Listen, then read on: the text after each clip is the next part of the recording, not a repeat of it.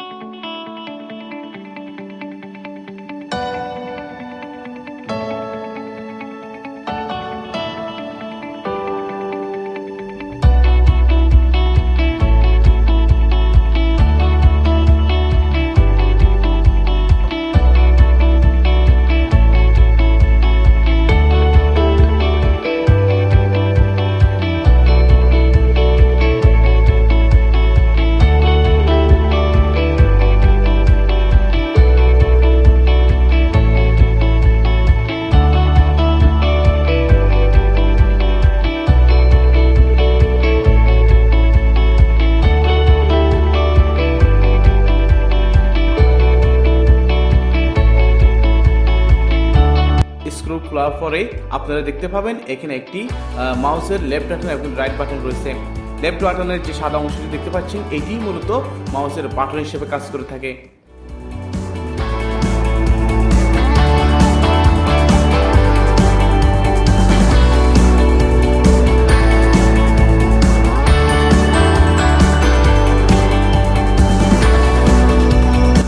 এখন আমি আপনাদের সুবিধার্থে বলে দিচ্ছি, প্রথমে একটি সুই নেবেন, কারণ সুই অর্থাৎ মাথার জীবন জাতীয় কোনো বস্তু দিয়ে আপনি এই যে বাটনটা সহজে করতে পারবেন।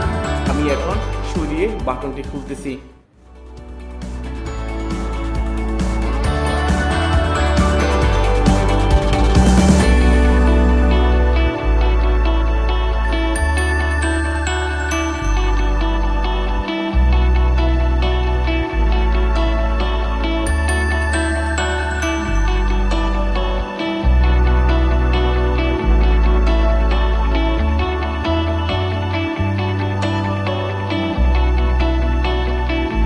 বাটনটি খোলার পরে আপনারা এখন দেখতে পাচ্ছেন এখানে একটি স্প্রিং রয়েছে, মূলত বাটন হিসেবে যে স্প্রিংটি কাজ করে থাকে।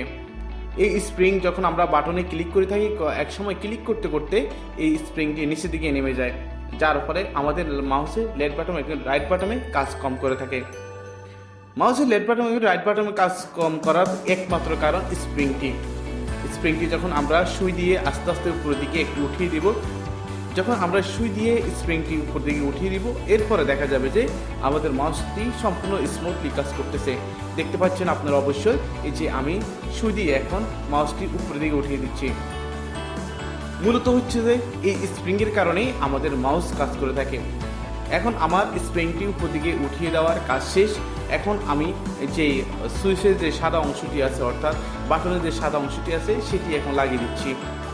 আমি এখন সম্পূর্ণ অংশটি লাগিয়ে দিলাম, এরপরে এখন আমি মাউসটি ফিটিং করে নেব।